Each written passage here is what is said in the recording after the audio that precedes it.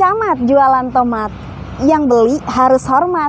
Kalau kamu umatnya Nabi Muhammad, jawab salamku dengan semangat. Assalamualaikum warahmatullahi wabarakatuh. Alhamdulillahirabbil alamin, wassalatu wassalamu ala asyrafil anbiya'i wal mursalin, nabiyina wa habibina Muhammadin wa ala alihi wa sahbihi ajmain, wa man tabi'ahum bi ihsani ila yaumiddin. Amma ba'du. Alhamdulillah, puji syukur kepada Allah. Salawat serta salam semoga tetap tercurah kepada junjungan kita Nabi besar Muhammad Sallallahu Alaihi Wasallam. Bro and sis yang soleh dan solehah, saya baru saja melihat sedikit proses pembangunan sebuah rumah. Ternyata begitu banyak hal yang kita butuhkan untuk dapat membangun rumah yang kita impikan. Mulai dari desain, properti, dan bahan bangunan yang akan digunakan. Tetapi sebaik dan sesempurna apapun perencanaan yang kita buat untuk sebuah rumah yang ada di dunia ini, sifatnya hanyalah sementara. Allah Subhanahu wa Ta'ala telah menceritakan sebuah rumah yang sifatnya kekal, abadi, indah tiada tara. Rumah tersebut terletak di surga. Allah Subhanahu wa Ta'ala berfirman di dalam Al-Quran surah Az-Zumar ayat 20 yang berbunyi, A'udzu billahi minasyaitonir rajim. Bismillahirrahmanirrahim. Lakinil ladzina taqaw rabbahum lahum ghurafun min fawqiha ghurafun mabniyatun tajri min tahtihal anhar. Wa'dallahi la yukhlifullahul mi'ad. Yang artinya, tetapi orang-orang yang bertakwa, mereka mendapatkan sebuah tempat yang dibangunkan di atasnya tempat-tempat yang tinggi, yang di atasnya juga ada tempat-tempat yang tinggi lagi, yang di bawahnya mengalir sungai. Seperti itulah janji Allah. Sungguhnya Allah tidak akan memungkiri janjinya. Selain itu, Allah Subhanahu wa Ta'ala juga menceritakan tentang kemegahan rumah di surga dalam Quran surah Al-Waqiah ayat 15 yang berbunyi, A'udzu billahi minasyaitonir rajim. Bismillahirrahmanirrahim. Ala sururim maudunah. Yang artinya mereka ditempatkan di dipan yang bertahtakan emas dan permata. Masya Allah.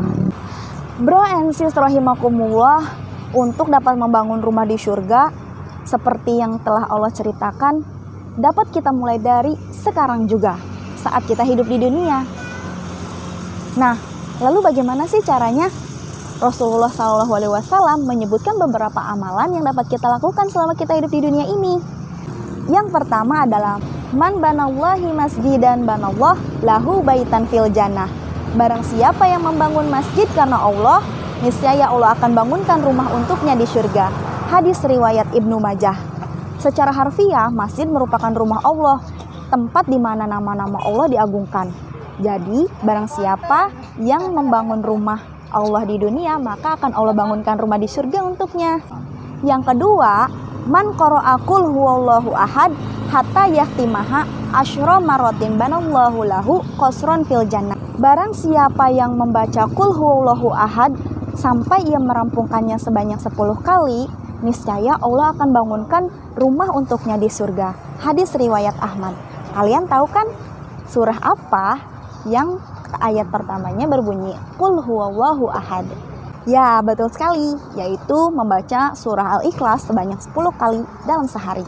Yang ketiga adalah man sholat duha arba'an wa qabla ula arba'an bunyalahu biha baitu fil jannah. Yang artinya, barang siapa yang melaksanakan sholat duha 4 rakaat dan sholat sebelum zuhur 4 rakaat, maka Allah akan bangunkan rumah di surga untuknya. Hadis riwayat At-Tabrani. Dan yang keempat adalah man sadda furjatun banallah lahu baitan fil jannah wa rafa'ahu biha darajah. Artinya adalah barang siapa yang menutup celah di antara barisan sholat, maka Allah akan angkat derajatnya dan membangunkan rumah untuknya di surga.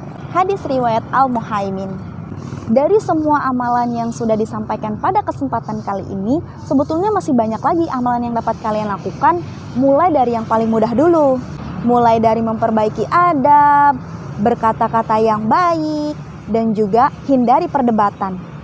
Dari beberapa amalan yang sudah disebutkan, apakah ada amalan yang sudah kalian pernah lakukan?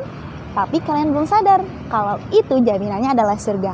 Kalau iya, pertahankan dan terus cari amalan-amalan yang lain yang dapat membuat kalian dibangunkan rumah oleh Allah di surga. Dan bagi yang belum, yuk terus berusaha supaya kalian juga mendapat kesempatan untuk membangun rumah di surga. Mungkin hanya itu yang dapat saya sampaikan. Kurang dan lebihnya saya mohon maaf. Wabillahi taufiq wal hidayah. Wassalamualaikum warahmatullahi wabarakatuh.